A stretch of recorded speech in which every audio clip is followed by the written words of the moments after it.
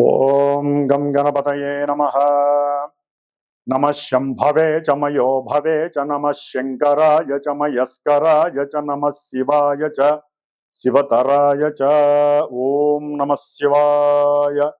ఓం త్రయంబకం యజామహే సుగంధిం పుష్టివర్ధనం ఉర్వారుకమివ బంధనాన్ మృత్యోర్ముక్షీయమామృతాతో. ఓం మృత్యుంజయేశ్వరాయ నమః. ఓం శమగ్నిరగ్నివిష్కరశ్చన్నస్తపతు సూర్యః శంవాతో వాత్వరప అపసృదః. ఓం శం శనైశ్చరాయ నమః. జ్ఞానసిద్ధిని వీక్షిస్తున్నటువంటి ప్రేక్షకులందరికీ కూడా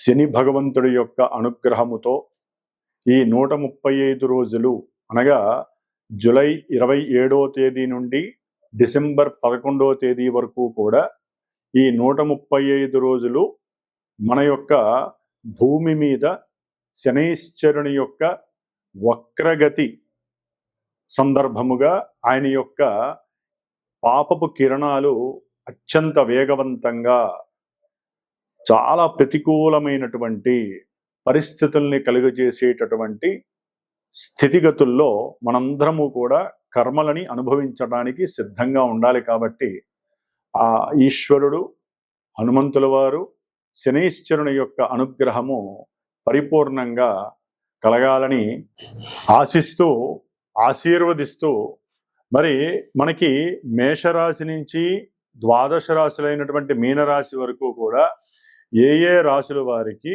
ఈ యొక్క శనిగ్రహ వక్రత్వ ప్రభావము ఏ విధంగా ఉంటుంది, మరి ఈ రాశుల్లోనే కొంతమందికి ఏలినాటి శని ప్రభావము, అష్టమ శని ప్రభావము, అర్ధాష్టమ శని ప్రభావము, ఈ విధంగా శని యొక్క ప్రభావాన్ని ఎంతోమంది ఎన్నో రోజులుగా మరి ఆయన యొక్క వేదనకి గురై, ముఖ్యంగా కొంతమంది వారి యొక్క జన్మజాతక రీత్యా ఈ శని మహర్దశ జరిగేవాళ్ళు, శని మహర్దశలో రాహువు, రాహు మహర్దశలో శని, అట్లాగే శని మహర్దశలో శుక్రుడు, శుక్ర మహర్దశలో శని, శనిలో కేతువు, కేతువులో శని, ఈ విధంగా పాపగ్రహాలు శని కుజ, శని రాహు, శని కేతు, శని రవి, ఈ గ్రహాల యొక్క దశలు అంతర్దశల్లోనూ, శుక్రుడి యొక్క అంతర్దశల్లోనూ దశల్లోనూ ఈ యొక్క శని యొక్క ప్రాబల్యము అత్యంత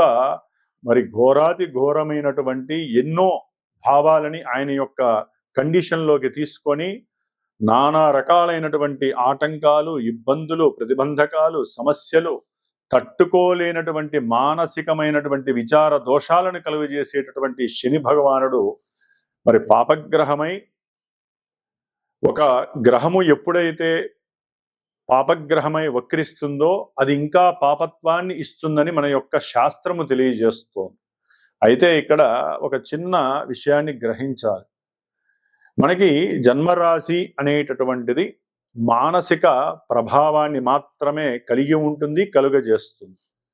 కానీ జన్మజాతకము అనేటటువంటిది మనం పుట్టినటువంటి ప్రదేశం ప్రకారం, మనం పుట్టిన సమయం ప్రకారం, తేదీ ప్రకారము ఒక లగ్నము ఆచ్ఛాదనై, ఆ లగ్నం నుంచి ఈ శని భగవానుడు 1వ స్థానమా, 2, 3, 4, 5, 6, 7, 8, 9, 10, 11, 12 ఈ ఏ భావాలకి ఆయన ఆధిపత్యం కలిగి ఉన్నాడు, శుభగ్రహ భావాలకి అశుభగ్రహ భావాలకి ఆధిపత్యం పట్టి ఉన్నాడా, దీన్ని కూడా లెక్కలోకి వేసుకుంటూ మరి ఆ లగ్నం నుంచి ఈ శని యొక్క సిచ్యువేషన్స్ ఏమిటి, ఏ భావాల్ని ఆయన ఆధారపడి ఉన్నాడో గోచారంలో ఆ భావాలకి తగ్గట్టుగా మానసిక విచార దోషాల్ని కలుగజేస్తాడు ఈ శని భగవానుడు.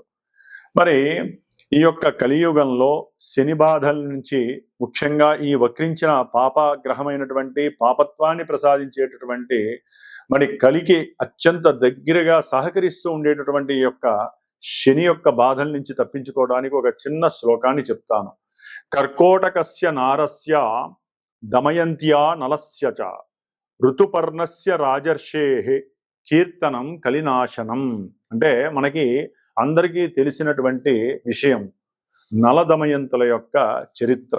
దీంట్లో నలుడు మహారాజు చక్రవర్తి అయి ఉండి కూడా ఎంతో ఘోరమైనటువంటి కష్ట నష్టాలను అనుభవించటంలో శని యొక్క పాత్ర, ఏలినాడి శని పాత్ర మనం చదువుకోవాల్సిందే. కాబట్టి నలదమయంతుల యొక్క చరిత్ర చదివినా కూడా ఈ యొక్క సిచ్యువేషన్లో వారికి ఉన్నటువంటి శని దోషాలు తొలగిపోవటానికి అవకాశాలు ఎక్కువగా ఉంటాయి. కాబట్టి మరి ముఖ్యంగా ఈ యొక్క శని మహర్దశల్లో ఈ యొక్క శని దాదాపుగా మనకి ఈ జూలై 27వ తేదీ నుండి డిసెంబర్ 11 వరకు కూడా రేవతి నక్షత్రంలో 3వ పాదంలో వక్రించినటువంటి శని దాదాపుగా అక్టోబర్ 8వ తేదీ వరకు కూడా అదే నక్షత్రంలో వక్రించి వెనక్కి వస్తూ ఉంటాడు. అట్లాగే ఈయన డిసెంబర్ 11 వరకు కూడా సొంత నక్షత్రంలో వక్రించడం ఇంకా ఘోరమైనటువంటి ప్రభావాలని మనకి ప్రసాదిస్తూ ఉంటాడు కొన్ని రాసుల వారికి. ఆ రాసులు ఏంటో మనం తెలుసుకుందాం.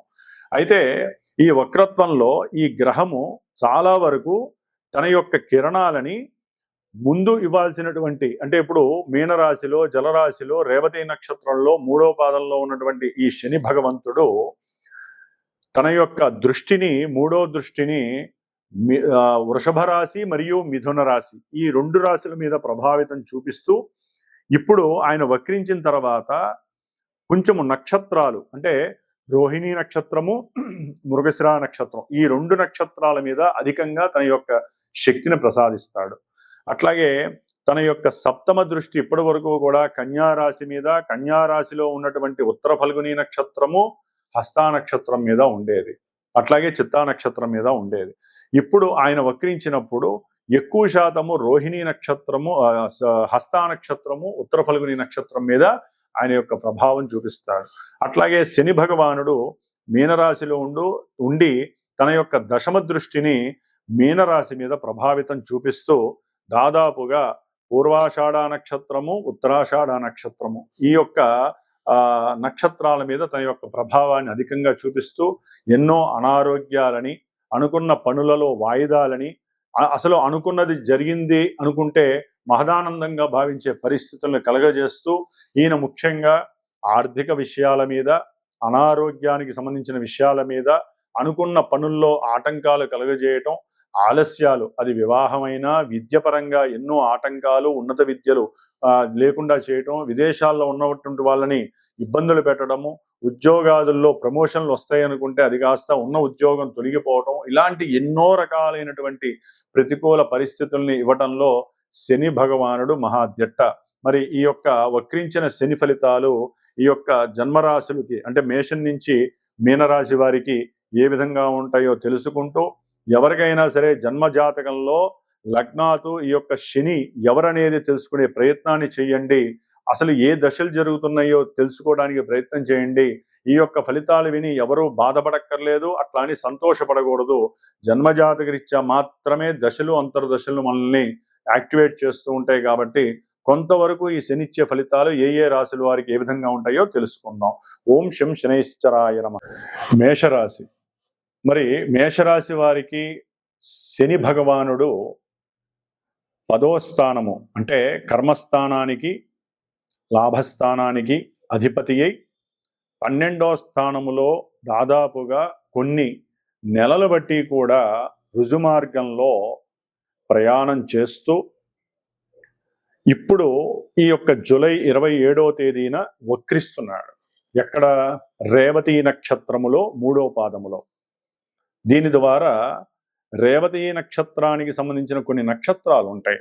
అంటే ఆశ్లేష నక్షత్రము, జ్యేష్ఠ నక్షత్రము, రేవతి నక్షత్రం. ఈ నక్షత్ర జాతకులకి ముఖ్యంగా ఈయన యొక్క దృష్టి పడేటటువంటి వృషభ మిథునాలకి, సింహము కన్యారాశులకి, అట్లాగే ఈయన వృశ్చికము ధనస్సు రాశుల వారికి, అట్లాగే కుంభము మీనము ఈ రాశుల వారందరికీ కూడా ఈ యొక్క శని యొక్క వక్రత్వ ప్రభావం వలన ముఖ్యంగా మేషరాశి వారికి ఎవరైతే పెట్టుబడులు పెట్టారో, ఎవరైతే ఒక కార్యము అనుకొని జరక్క మానసికంగా నిర్లిప్తతని, ఎన్నో రకాలైనటువంటి మానసిక విచారాలని అనుభవిస్తున్నారో, ఒంటరి పోరాటం చేస్తున్నారో వారికి ఒకందుకు శనిగ్రహ వక్రత్వ ప్రభావము కొంతవరకు తగ్గుతుంది అని చెప్పుకోవాలి. ఎందుకంటే ఈయన తను రుజుమార్గంలో ప్రయాణం చేస్తూ మేషరాశికి దగ్గరగా వస్తూ ఉంటాడు కాబట్టి ఇప్పుడు ఆయన వక్రత్వం వలన ఈ రాశి వారికి కొన్ని అనుకున్న పనులు వాయిదాలన్నీ కూడా ముందుకు వెళ్ళిపోయి అంటే తీరేటటువంటి అవకాశాలు ఉంటాయి. వాయిదాలన్నీ చక్కగా పక్కకు వెళ్ళిపోతాయి. అనుకున్న భూ సమస్యలు, ఏదైనా భూ సమస్యలు కానివ్వండి, లేకపోతే వీరికి వ్యవసాయ భూములు ఉంటే ఆ వ్యవసాయ భూముల రీత్యా అమ్మితే డబ్బులు వస్తాయి అనుకున్న వాళ్ళకి ఇప్పటి వరకు ఏదైనా కోర్టు వివాదాలున్నా అవన్నీ కూడా తొలగిపోయి అన్నిటిలో కూడా విజయం సంప్రాప్తించడానికి కొంతవరకు వీరికి శని ఉపకరిస్తున్నాడనే చెప్పుకోవాలి. వ్యాపారంలో కానీ ఏదైనా సమస్యలు ఉన్నా, వ్యాపార రీత్యా వ్యాపారం సరిగ్గా సాగక వీరు ఎంత కష్టపడ్డా సరే ఆకర్షణ లేనటువంటి వారికి శని యొక్క అనుగ్రహంతో వ్యాపారంలో కాస్త కార్యజయము లాభసిద్ధి కలుగుతుంది. అనుకున్న కార్యాలయందు అంటే ఏదైనా ఉద్యోగ విషయాలలో ప్రమోషన్స్ రావాలన్నా, ఉద్యోగం కోసం విదేశాలలో ఎవరైనా సరే ఎన్నో రకాలుగా మరి అప్లికేషన్స్ పెడుతున్నా ఈ అక్టోబర్ 9 లోపల ఆ యొక్క అప్లికేషన్స్, ఉద్యోగానికి సంబంధించినటువంటి అప్లికేషన్స్ విషయాలలో వీరికి చక్కటి లాభము కలుగుతుంది. కుటుంబంలో కాస్త సఖ్యత కలిగినటువంటి వాతావరణము, కుటుంబంలో కొంచెం వీరికి అనుకూలమైనటువంటి పరిస్థితులు కలుగుతున్నాయి. ఏలినాటి శని ప్రభావం అనేటటువంటిది చాలా వరకు మేషరాశి వారికి తగ్గి వారి జన్మజాతకంలో శని గనక లగ్నాతు అనుకూలమైనటువంటి భావాల్ని కలిగి ఉంటే, అంటే ధనభావానికి అధిపతి అయి ఉంటే గనక విశేషమైనటువంటి ధనలాభాదులు కలుగుతాయి. అదే చతుర్థ భావానికి అధిపతి అయితే గనక విశేషముగా భూ స్థిర చరాస్తులు వీరికి కలిసి వస్తాయి. వాహన ప్రాప్తి కలుగుతుంది. ముఖ్యంగా కొంచెం వరకు సౌఖ్యము కలుగుతుంది. అదే 5వ స్థానానికి అధిపతి అయితే సంతానపరమైనటువంటి సౌఖ్యము కలుగుతుంది. ముఖ్యంగా 6వ స్థానానికి అధిపతి అయితే కనుక జన్మ లగ్నాతో ఈ శని భగవానుడు చేసేటటువంటి వృత్తిలో ప్రమోషన్స్ వస్తాయి. 7వ భావం అయితే వివాహ లాభసిద్ధి కలుగుతుంది.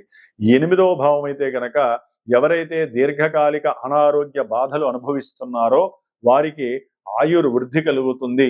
ఆ బాధలు యందు కొంత ఉపశమనం కలుగుతుంది. అట్లాగే 9వ భావం అయితే ఉన్నత విద్యా లాభసిద్ధి కలుగుతుంది. విదేశీయాన ప్రయాణాలు సిద్ధిస్తాయి.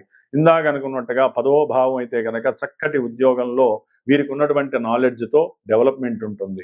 అట్లా 12వ భావాధిపతి అయితే పెట్టినటువంటి పెట్టుబడుల్లో ఇప్పటి వరకు నష్టాలు ఎవరైతే అనుభవిస్తున్నారో వారికి లాభాలు కలగటానికి ఉంటుంది. అంటే మేషరాశి వారికి ఇవన్నీ శుభాలు జరుగుతాయి అంటే మేషరాశి వారికి కాదండి. జన్మజాతకంలో లగ్నాతు శని గనక యోగించే భావాలలో ఉండి ఆయన గనక దశలు అంతర్దశలు యాక్టివేట్ అయినా, ఆయన నక్షత్రాలలో శుభగ్రహ ఎవరైనా సరే శుభగ్రహాలు ఉన్నా కూడా ఇలాంటి మంచి శుభ పరిణామాలు మేషరాశి వారికి కలుగుతున్నాయి. ఇంతకు మించి ఇంకేదైనా ఇంకా ఘోరాలు ఇలాగే జరుగుతున్నాయి, మాకు ఏది శుభాలు జరగలేదు అనుకుంటే మీ జన్మజాతకాన్ని చూపించుకోండి. నాకు నా యొక్క పీఠానికి ఫోన్ చేస్తే జన్మజాతక రీత్యా మీకున్నటువంటి దోషాలు ఏమిటి, అసలు శని ఎందుకు అనుకూలించట్లేదో మీకు నేను తెలియజేస్తాను. దాని ద్వారా సరైనటువంటి పరిష్కారాన్ని మీరు ఆచరించినట్లయితే ఈ 136-138 రోజులు విశేషమైనటువంటి శని యొక్క శక్తిని మీరు వశపరచుకోవచ్చు. చక్కటి లాభసిద్ధిని కలగజేసుకోవడానికి మన జన్మజాతకమే మనకి సదా రక్ష. ఏ జన్మజాతకం లేకపోయినా ఎవరికైనా సరే నక్షత్రం తెలియకపోయినా సరే నాకు తెలియజేయండి. నేను చేసేటటువంటి శ్రావణ మాసంలో ఈ 19 రోజుల యొక్క దీక్ష అనేటటువంటి పోయిన సంవత్సరం చేశాను, ఎంతో మందికి లాభం కలిగింది. ఈ సంవత్సరం కూడా ఈ 19 రోజులు దీక్ష నియమాలు మీకు తెలియజేస్తాను. ఒక మంత్రం ఇస్తాను. ఆ మంత్రాన్ని మీరు చేస్తూ నేను చేసే ఈ యొక్క జపము ప్లస్ నేను చేసే హోమము, శనిగ్రహ హోమము విశేషమైనటువంటి ఫలితాలను మీకు ప్రసాదిస్తుంది. ఓం శం శనైశ్చరాయ నమః. ఓం శం శనైశ్చరాయ నమః.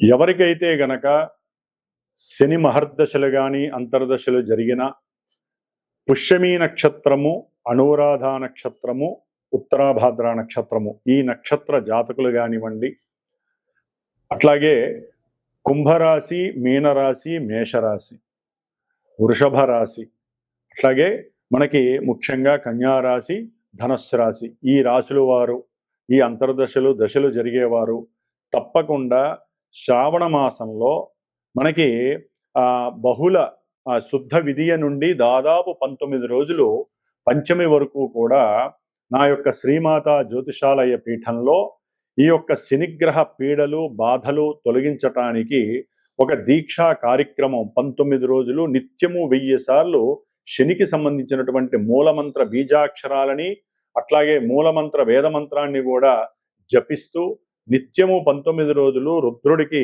శనిగ్రహ పాశుపత రుద్రాభిషేకాన్ని ఆచరిస్తూ ఎవరైతే ఈ యొక్క శని బాధలు అనుభవిస్తున్నారో ఇప్పుడు చెప్పబోయేటటువంటి కొన్ని రాశుల వారికి ఏ విధమైనటువంటి సమస్యలు అయితే కలుగుతున్నాయో ఆర్థికంగా విద్యపరంగా కళ్యాణపరంగా అట్లాగే ఉద్యోగపరంగా వ్యాపార రీత్యా సంతానపరంగా ఆలస్యాలు కానీ ఆటంకాలు కానీ జరుగుతున్నాయో వారు గనక నా యొక్క పీఠానికి ఫోన్ చేసి సంప్రదిస్తే గనక విశేషముగా ఈ 19 రోజుల్లో నేను చేసేటటువంటి ఈ యొక్క జపాన్ని విశేషమైనటువంటి పాశుపత రుద్ర అభిషేకాన్ని ముఖ్యంగా ఎవరైతే ఈ యొక్క కార్యక్రమంలో తమ యొక్క గోత్రనామాదులు ఇచ్చి పాల్గొంటారో వారికి శనిగ్రహ రక్షా కవచాన్ని విశేషంగా ప్రసాదించి ఈ 19 రోజుల్లో ఒకరోజు మందపల్లి స్వామివారి యొక్క దివ్యక్షేత్రంలో ఆ స్వామివారి దగ్గర ఆ యొక్క రక్షా కవచాల్ని చక్కగా స్వామివారికి అభిషేకంలో ఉంచి విశేషముగా వీలుంటే అక్కడ హోమాన్ని ఆచరించి ఆ యొక్క ప్రసాదాన్ని మీకు చేరవేసేటటువంటి బాధ్యతని స్వీకరిస్తున్నాను. కాబట్టి దీని వలన విశేషమైనటువంటి శనిగ్రహ అనుగ్రహం కలిగి ఎంతటి కార్యాన్నైనా సరే జయించేటటువంటి పరిస్థితి కలుగుతుంది. ఎటువంటి మృత్యువునైనా సరే మనం తప్పించుకునేటటువంటి పరిహారము మనకి ఈ యొక్క రక్ష ద్వారా మనకి లభిస్తుందని